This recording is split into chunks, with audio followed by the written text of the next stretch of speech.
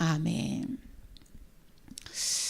오늘은 제목이 고난으로 순종을 배우다입니다. 세상에 어떤 일도 악으로만, 고난으로만, 불편함으로만 끝나는 일은 없습니다. 여러분 그런 얘기 많이 들어보셨을 거예요. 고진감래, 또 고난 끝에 낙이 온다, 고생 끝에 낙이 온다.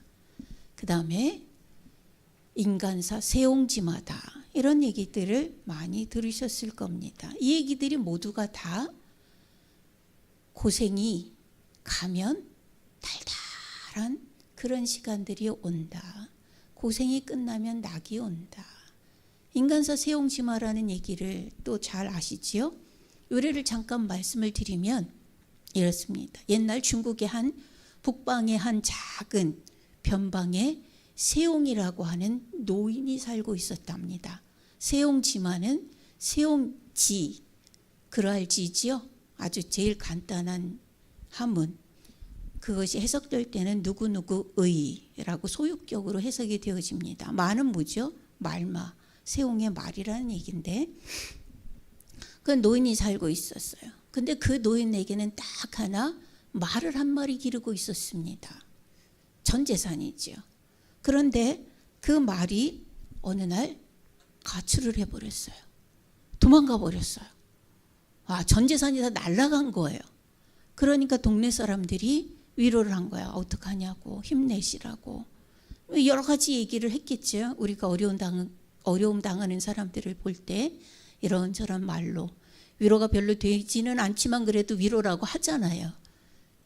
동네 사람들도 그랬던 것 같습니다. 그랬더니 이 세옹이라는 노인이 하는 얘기가 오히려 이게 복이 될지 누가 알겠습니까? 라고 하는 얘기를 했다고 해요. 예. 그렇게 얘기를 하고 얼마간 한 달여 이렇게 몇 달이 지나갔는데 그 가출한 말이 아주 멀쩡한 준말을 하나 끌고 온 거예요. 예. 야, 그러니 전 재산이 날아갔다가 그 재산이 2배가 돼서 돌아온 겁니다. 얼마나 좋아요. 그래서 동네 사람들이 막 잔치하셔야 되는 거 아니냐고, 이렇게 좋은 일이 세상에 또 있겠냐고 이렇게 얘기를 하니까 또 세옹이라는 그 노인이 하는 얘기가 이게 또 화가 될지 누가 알겠습니까? 이런 얘기를 하더래요. 예. 근데 어느 날 그 아들이 말타기를 참 좋아하는데 그 아들이 새로 들어온 그 말이 아주 멋지고 멋있는 준마니까 그거를 타다가 말에서 떨어진 거예요. 그래갖고 다리가 부러졌습니다. 그랬더니 이 노인이 단 하나밖에 없는 아들이 병신이 됐으니 이것도 어떻게 합니까? 눈치를 보면서 위로를 합니다. 그랬더니 이 노인이 또 하는 얘기가 이것이 또 복이 될지 누가 알겠습니까? 라고 얘기를 하더라는 얘기예요. 그로부터 1년여 지났는데 중국에 큰 전쟁이 나서 그 지역에 있는 모든 젊은이들은 싹 다 징발이 된 거죠. 끌려갔습니다. 그리고는 돌아오는 소식은 다 죽었다. 예, 젊은이들이 다 죽은 거예요. 근데 이 노인의 아들은 다리가 저르니까, 다리가 부러져서 병신이 돼서 저르니까 징집을 안 달은 거예요. 그 동네 유일한 젊은이는 이 젊은이 하나밖에 없는 거예요. 자, 이런 일들을 보면서 세옹지마, 꼭 우리 인생에서 일어나는 일들이 나쁜 일이 꼭 나쁜 일만은 아니고 좋은 일이 꼭 좋은 일만은 아니니 그것을 우리는 어떻게 대해야 될 것인가, 이런 얘기를 교훈으로 삼을 때 인생사 세옹지마다, 이렇게 우리는 얘기를 합니다. 자, 오늘 본문에 첫 번째 보면 7절로 8절에 보면 이렇게 얘기를 합니다. 우리 7절 8절 같이 한번 읽어보겠습니다. 시작.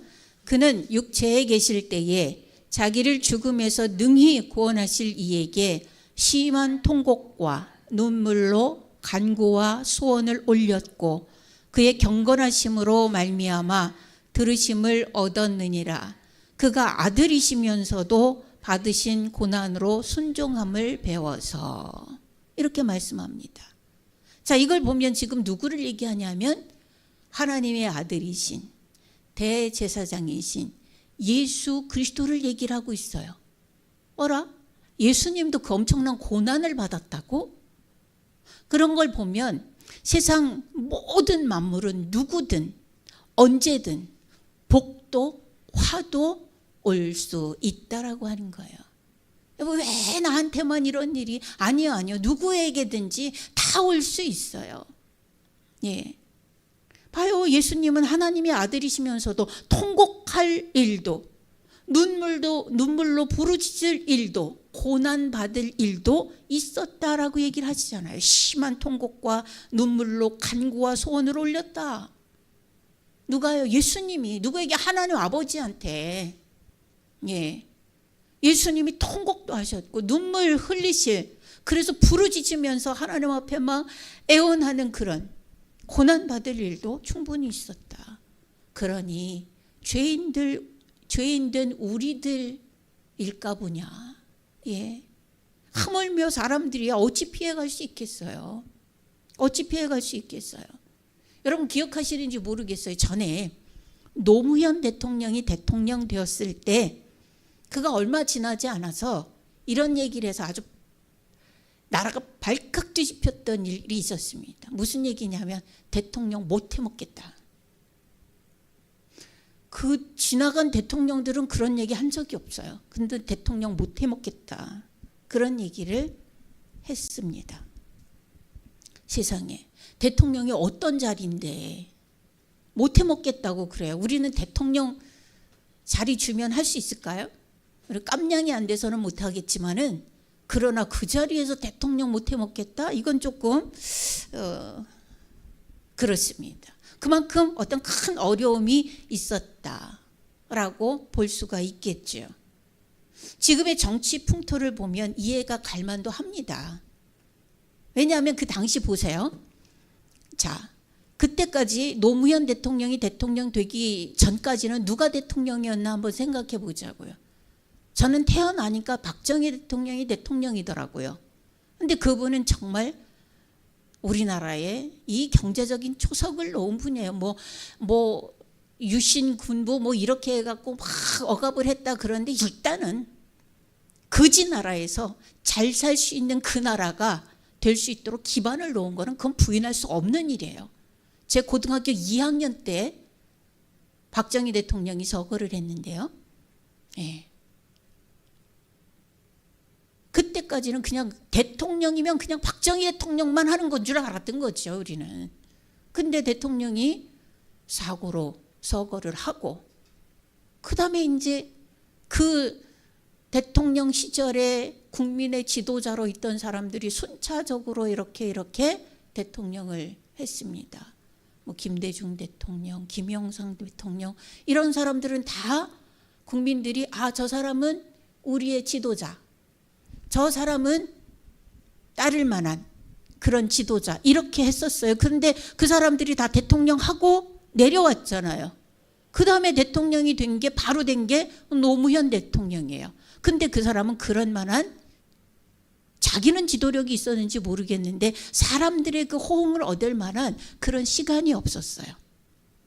유일하게 고졸 대통령이잖아요. 사람들이 그가 천재임을 알면서도 무시하고, 그런 바탕이 없고 세력이 없다는 것 때문에 말을 안 듣고 모든 책임을 그에게 다 전가를 했습니다. 예. 거목들이 사라지고 모든 탓을 대통령에게 돌리면서 세상에 검사들도 말을 안 들어갔고요. 검사들하고의 만남 이런 거 해갖고 뉴스에 나오기도 했잖아요. 그 강금실 법무부 장관이 같이 가갖고 막 이야기하고 그랬던 거. 저도 지금 그 뉴스를 보고 그런 이야기들을 했던 거. 어떤 의사가 저희 검사가 마지막에 대통령님, 저희 같은 검사들도 이 나라의 새끼손가락입니다. 무시하지 마시고 저희들의 이야기를 들어주시기를 바랍니다. 이러면서 마쳤던 거, 어떤 여검사가 그렇게 했던 거 저도 기억이 나요. 지금도. 네. 자, 그러면서 모든 대통령 말을 안 들어. 모든 부처나 모든 기관들이 대통령 말을 안 들어요. 그러면서 무슨 일만 생기면 다 대통령 탓이래. 이러면서 그때 이런 말들이 돌았습니다. 자, 어떤 여자가 바람을 피웠다 하자. 어떤 가정 생활을 하는 부부 간에 여자가 바람을 피웠다 하자. 그러면 영국 남자는 바람 피운 그 상대 남자에게 가서 결투를 신청할 거다. 프랑스 남자는 자기도 맞바람을 피울 거다. 미국 남자는 변호사를 찾아가서 이혼에 관한 그리고 위자료에 관한 그런 일들을 의논하고 법적인 일들을 진행시킬 거다. 한국 남자는 어떻게 할 것 같으세요? 한국 남자는 청와대 앞에 가서 내 마누라가 바람 피운 것에 대해서 대통령은 책임져라 이러면서 시위를 할 거다. 이런 얘기가 나온 게 그때예요. 근데 그때부터 지금까지 그래요. 무슨 일만 있으면 다 대통령 탄핵하라 물러가라 뭐 이렇게 얘기를 해요. 참 불행한 역사의 시작이 되어진 거죠. 예, 모든 것을 대통령 책임으로 돌리는 정치 풍토가 그때부터 시작이 돼서 지금은 아주 꼭지까지 올라가 있죠. 세월호 참사 이것도 대통령 탓이라고 하면서 결국은 대통령을 탄핵을 시켰어요.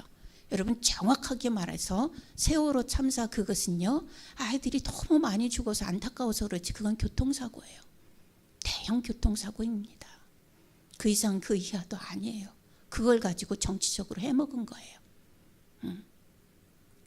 이태원 저 얼마 전에 일어난 이태원 참사 그것도 대통령 탓이라고 하고 행안부 장관을 탄핵했었어요. 근데 법원에서 무효 결정이 나서 다시 복귀를 했지만 자 할로윈 데이가 뭐 하는 데이예요? 가면 쓰고 가서 타락하자고 하는 그런 이슈가 있는 데이예요. 제가 지난번에 전에도 설교 때 말씀을 드렸지만 거기에 지들이 가면 쓰고 가서 그 짓거리 하다가 많이 몰려갖고 넘어지면서 엎어져 죽은 거예요. 그건 사고사예요. 지들이 놀다가 그렇게 된 거예요. 세월호는 애들이 선생님들 지도하에 여행 가다가 교통사고가 난 건데 애기들이 많이 죽었으니까 많이 우리도 속상하지요. 그건 그렇다 쳐요. 근데 이건 지들이 놀러가서 다 큰 애들이 지들이 놀러가서 흥청망청 타락하려고 하다가 넘어졌다고요. 그거를 대통령이 책임지래. 그걸 행안부 장관이 잘못했대. 모르겠어요. 세월호는 그 선장이 대피 명령 안 하고 지만 빤스 입고 빠져나가고 그놈은 사형당해야 되는데 아직 살아있는 것 같은데 모르겠어요. 형량이 얼마나 나왔는지 모르겠지만 어쨌든 그래요. 그러니 대통령 못 해먹겠다. 이런 얘기가 나옵니다. 자, 다시 원점으로 돌아가서 누구에게나 고난은 온다라고 하는 얘기를 하면서 여기까지 갔습니다. 자, 원점으로 돌아가서 인간은 누구나를 망난하고 고난도 오고 복도 옵니다. 인간뿐만이 아니라 짐승도 그렇고 자연 만물도 그래요. 고난, 어려움을 당할 때가 있고 태평성대를 누릴 때가 있어요. 여러분 자연이 태평성대를 누릴 때 우리는 어떻게 느껴요? 풍년이구나 이렇게 느낍니다. 자연이 고난을 당하고 어려움을 당할 때 우리는 어떻게 느껴요? 흉년이 들었네 이렇게 느끼는 거예요. 재해가 오고 막 자연재해가 막 일어나고 이럴 때는 자연도 고난 중에 있는 거예요. 그런데 아무 일 없이 지금처럼 평온함을 유지한다? 이거는 복의 시기가 온 겁니다. 네. 누구도 어떤 것도 복만 골라 가질 수 없고요. 어떤 것도 누구도 고난만 당하지는 않습니다. 자, 그런데 우리 한번 생각을 해봅시다. 고난은 왜 올까요? 고난은 왜 올까? 여러분 잘 들으세요. 제가 사무엘상 12장 9절로 10절을 지금 읽어드릴 겁니다. 그들의 하나님 여호와를 잊은지라 여호와께서 그들을 하솔 군사령관 시스라의 손과 블레셋 사람들의 손과 모압 왕의 손에 넘기셨더니 그들이 저희를 치매 백성이 여호와께 부르짖어 이르되 우리가 여호와를 버리고 바알들과 아스다롯을 섬김으로 범죄하였나이다. 그러하오나 이제 우리를 원수들의 손에서 건져내소서. 그리하시면 우리가 주를 섬기겠나이다 하매. 자, 들으셨습니다. 단기 기억은 하시겠죠? 왜 고난이 왔대요? 우리가 우리 하나님 여호와를 잊어버린지라. 잊었어요. 하나님 말고 딴짓하다가 주변에 있는 많은 사람들에게 이리 치이고 저리 치이고 이쪽 맞고 저쪽 맞고 그렇게 되는 거예요. 시편 119편 70, 67절에 보면 고난 당하기 전에는 내가 그릇 행하였더니 이제는 주의 말씀을 지키나이다. 고난이 왜 와요? 뻘짓해서 온다는 얘기예요. 그릇 행하였더니 그렇게 되었다라는 얘기래요. 여러분, 고난이 뭐지요? 고난은 어려움이죠. 뭐 괴로움이지요. 정신적으로나 육체적으로나 당하는 고통을 우리는 고난이라고 이야기를 합니다. 이 고난의 원인은 뭐 제일 먼저 언급할 것은 우리가 지금 읽었지만 인간의 죄예요. 타락한 마음, 또 강팍한 마음, 우상 숭배, 하나님을 잊어버리는 것. 이래서 하나님은 고난을 통해서 잘못을 고치시고 신앙과 순종을 시험하시기도 합니다. 또 고난을 통해서 기도하게 하시고 죄를 깨닫게 하시고 하나님께 돌아오게 하기 위해서 또 하나님께 영광을 돌리는 삶을 살게 하기 위해서 고난을 허락하시기도 합니다. 하나님이 고난을 갖다 주는 거 아니에요, 여러분. 분명히 아세요. 우리가 뻘짓해서, 우리가 죄를 지어서, 우리가 강팍해서, 우리가 하나님을 잃어버려서 오는 고난을 막으시지 않고 그대로 그냥 허락해 주시는 거다라는 얘기예요. 왜? 살리려고. 고난을 통해서 고쳐주시려고, 기도하게 하시려고, 돌아오게 하시려고, 하나님께 영광 돌리는 삶을 살 수 있도록 능력을 회복시켜 주시려고 허락하실 수 있어요. 고난을 통해서 하나님은 겸손하게도 하고 인내를 배우게도 하시고 상급도 주시고 이래서 고난을 허락하시는 경우가 있습니다. 여러분, 우리 생각해 보십시다. 성경에서 대표적으로 고난을 당했던 몇몇 사람들 한번 기억해 보실까요? 그들이 고난을 당했고 그들의 고난은 어떻게 마무리가 되었는지 한번 생각해 보십시다. 고난 하면 누구가 먼저 생각나세요? 뭐니 해도 욥이죠. 뭐 고난, 욥. 예. 욥의 고난의 원인 중에 여러분 뭐라고 생각하세요? 죄, 강팍함, 하나님을 떠남, 예, 우상 숭배, 하나님을 잊어버림. 뭐예요? 겸손, 인내 이런 거 다 버려서 고난의 원인이 어디에 있는지 잘 모르겠어요. 근데 욥기서 38장부터 42장까지를 쭉 읽어보면 그가 나는 죄 안 졌어 라고 하면서 친구들하고 계속 설전을 벌이잖아요. 욥기 전체가 그거잖아요. 근데 보면 하나님이 이제 드디어 나타나셔서 네가 이랬는데 그걸 알아? 네가 내가 땅에 경계를 세울 때 그 경계가 뭔 줄 알아? 내 바다에서 묻을 들어 올릴 때 그것이 뭔 줄 알아? 그 경계가 뭔 줄 알아? 하늘에 오박창고에서 우박이 쏟아지고 눈이 쏟아지는 그 원리가 뭔지 알아? 이런 얘기를 하시면서 하나님을 드러내시죠. 예. 그걸 보면 그가 하나님 앞에는 겸손하지 않았던 거 아닌가? 라는 추측을 해요. 근데 뭔지는 모르겠어요. 욥은 죄를 지어서 고난을 당했다는 그런 생각을 하기는 어려워요. 하나님을 잊어버리지 않게 하기, 더 하나님을 절박하게 붙잡고 하나님 앞에 영광을 돌려드리는 그런 삶을 살게 하기 위해서 하나님은 욥에게 고난을 허락하셨을까? 분명히 욥을 보면 하나님이 고난을 주는 거 아니죠. 마귀가 두루 다니면서 욥을 건드리겠다고 하나님 앞에 이야기를 했을 때 하나님이 허락하셔서, 그럴 때 조건을 달아서 허락하셔서 욥을 건드릴 수 있었죠. 고난이라고 하는 이름으로. 어떤 조건을 달았죠? 어떤 고난도 줄 수 있지만 생명은 건드리지 마. 이거 하나 조건 걸어서 고난을 허락하셨어요. 자, 그의 고난은 겸손하게 하기 위해서, 혹은 하나님을 더 깊이 알게 하기 위해서, 혹은 상급을 주시기 위해서 고난을 주셨을까요? 나중에 보면 배나 받는 것을 보면 상급도 되었던 것 같아요. 이렇게 고난 당할 수 있습니다. 또 우리가 고난 당했던 사람 중에 요셉을 한번 생각해 보면, 요셉은 또 무슨 잘못이에요? 자기가 꿈꾼 거를 함부로 형들한테 얘기해서? 잘난 척해서? 교만함인가요? 그의 고난은 쭉 나중을 우리가 지금 역사를 읽으면서 쭉 보면 그는 하나님의 뜻을 이루기 위한 교두보 역할을 했어요. 징검다리 역할, 연결다리 역할을 했다고요.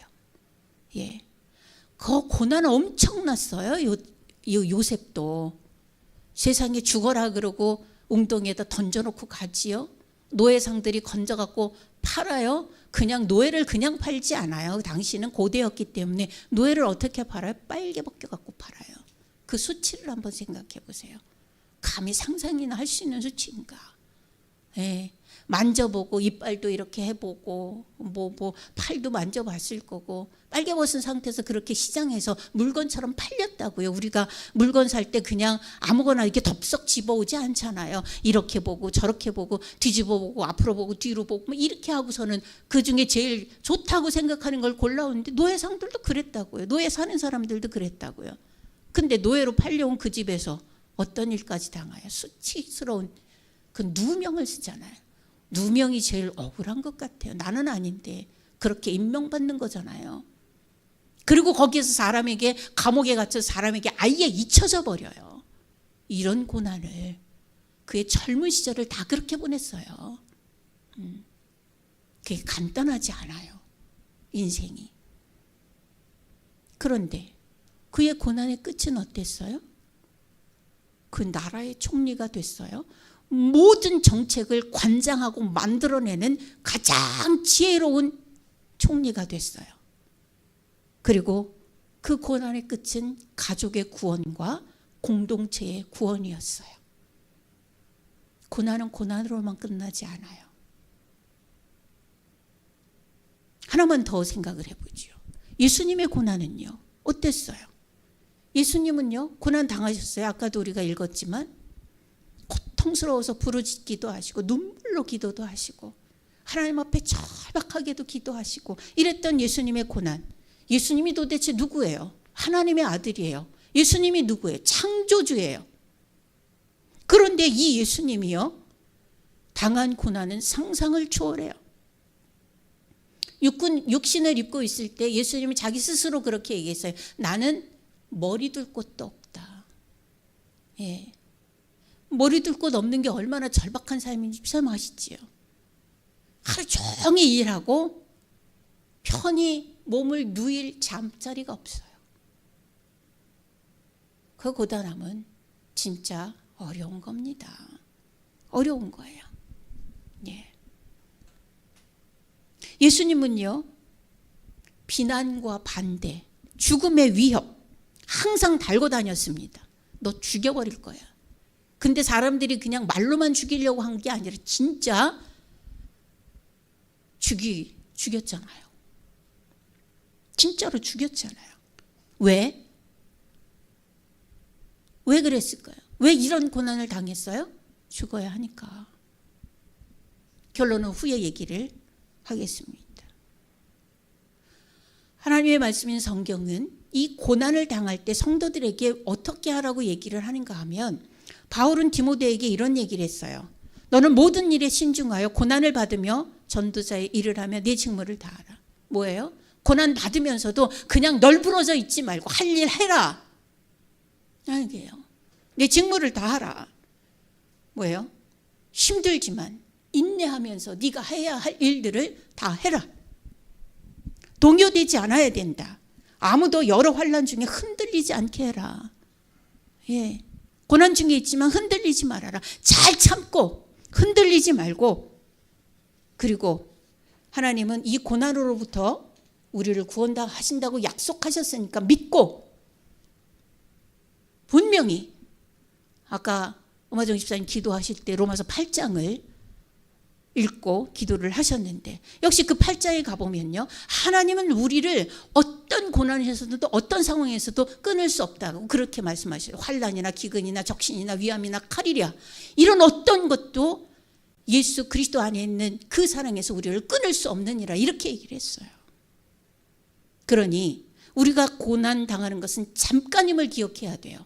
그리고 예수님 안에 들어가면, 또 예수님 재림에서 오시면 그건 완전히 끝난다라고 하는 걸 기억하셔야 돼요.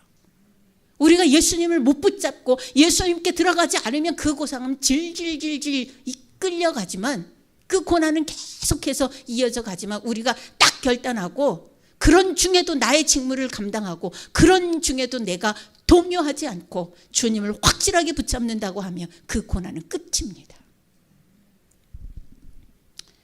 여러분,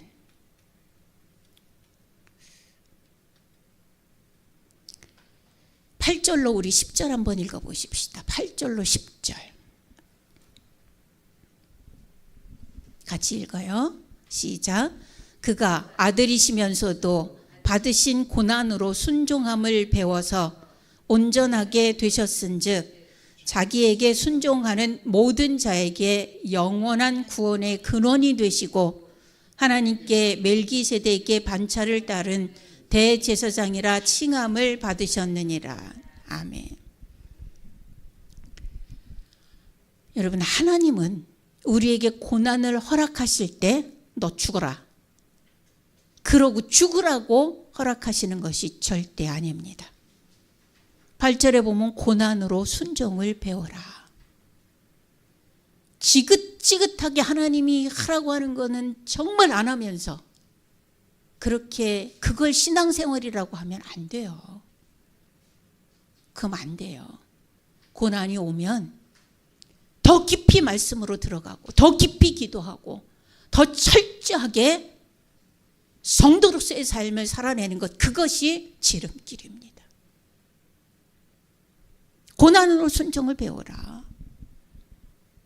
예수님이 받으신 고난은 죽으라고 하는 고난이었어요. 그러나 그 끝이 죽음으로 끝나는 것이 아니라 예수님의 죽음의 끝은 뭐였었어요? 하나님 보좌 우편에 앉는 자리의 회복. 예수님 개인적으로는 자리 회복입니다. 우리에게는 구원의 길이 열림. 이것이 고난의 끝이에요. 전 인류가 예수 그리스도의 이름으로는 다 구원받을 수 있어요.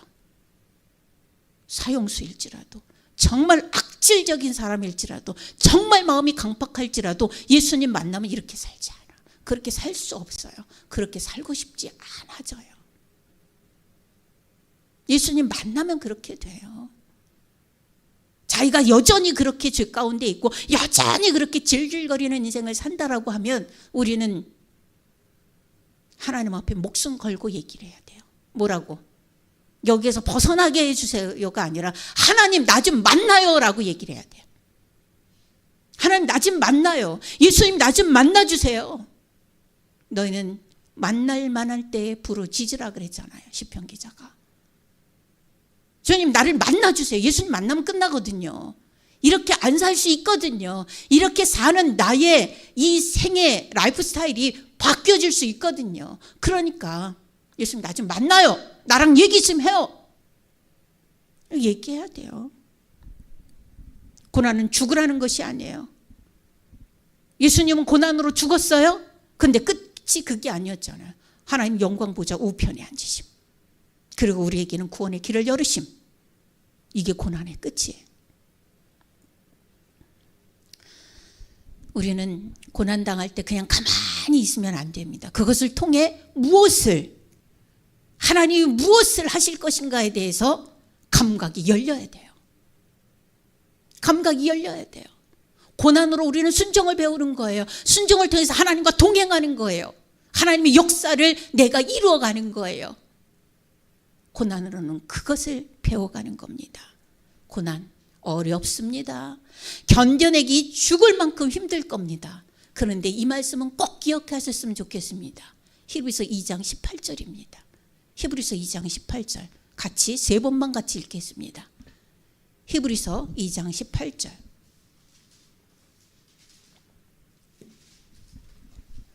다 찾으셨죠? 3번을 연속해서 같이 읽습니다. 시작. 그가 시험을 받아 고난을 당하셨은즉 시험 받는 자들을 능히 도우실 수 있느니라. 그가 시험을 받아 고난을 당하셨은즉 시험 받는 자들을 능히 도우실 수 있느니라. 그가 시험을 받아 고난을 당하셨은즉 시험 받는 자들을 능히 도우실 수 있느니라. 이 정도면 암송하셨지요? 이거는 꼭 기억하시고 암송하셨다가 어려운 일 있을 때 꼭 기억하세요. 그가 시험을 받아 고난을 당하셨은즉 시험 받는 자들을 능히 도우실 수 있느니라. 그러면 예수님도 이런 고난을 당하셨으니까 지금 시험 받는 자들을 능히 도우실 수 있다고 하시니까 나도 도우실 수 있는 거 아니야. 주님 오세요 라고 하는 것이 맞는 거예요. 예수님이 능히 도우십니다. 그에게 구하세요. 예수님께 손을 내미세요. 그리고 순종하세요. 순종하겠다고 고백하세요. 네 볼 일 다 보면서 왜 나는 예수님이 안 도와줘 그러지 말고 네가 순종하겠다고 고백을 좀 해요. 그럼 삶이 달라지지. 고난의 원인이 어디에 있든지 그것이 죄로 인한 것일지라도 하나님을 잃어버리고 잊어버리고 인생을 헛것으로 낭비한 것 때문에 온 것일지라도 하나님의 영광을 위함인 것일지라도 그로 인해서 주님의 뜻이 이루어지기를 원하는 순종의 결단과 고백이 축복으로 가는 길임을 믿으시기 바랍니다. 네. 고난은 고난으로 끝나지 않습니다. 여러분 반드시요 고난의 순종을 버무리세요. 김치할 때 버무리듯 모든 양념을 버무리듯 고난이 왔어요. 순종하겠습니다. 결단으로 하나님 앞에 결단하고 순종으로 버무리세요. 말만 말고 행동으로.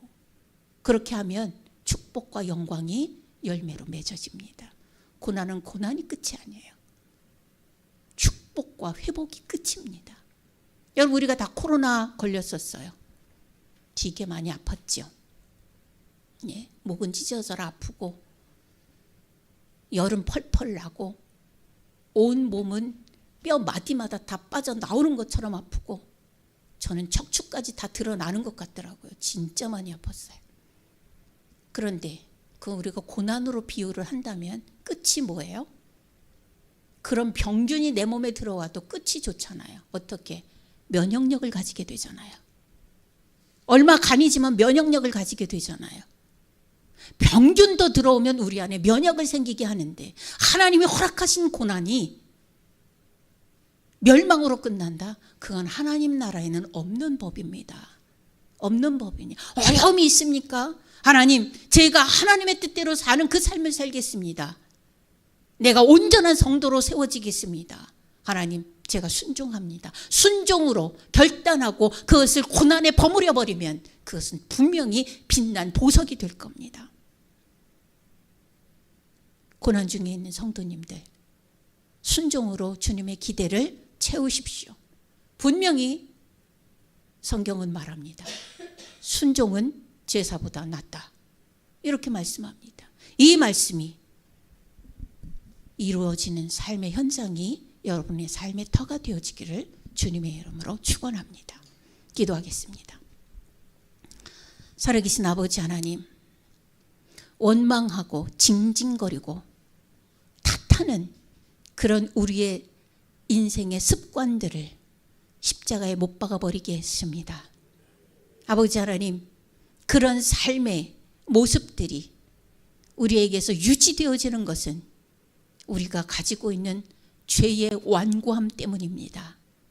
주님, 이제 주님 앞에 새로운 마음과 결단으로 순종하기를 결단하고 고백합니다. 하나님, 그것에서 벗어날 수 있게 해 주시옵소서. 삶의 우선순위가 뒤바뀌어 있을 수도 있습니다. 추구하는 것이 아닌 것을 아직도 파랑새를 잡으러 다니는 그런 것일 수도 있습니다. 하나님, 지혜로 임하시옵소서. 깨달음으로 임하시옵소서. 거룩으로 임하여 주시옵소서. 그래서 잘 깨닫고 주님 앞에 다시 서서 바라보고 정복하고 다스려 나가는 우리 성도들 되게 하옵소서. 예수 그리스도 이름으로 기도하옵나이다. 아멘.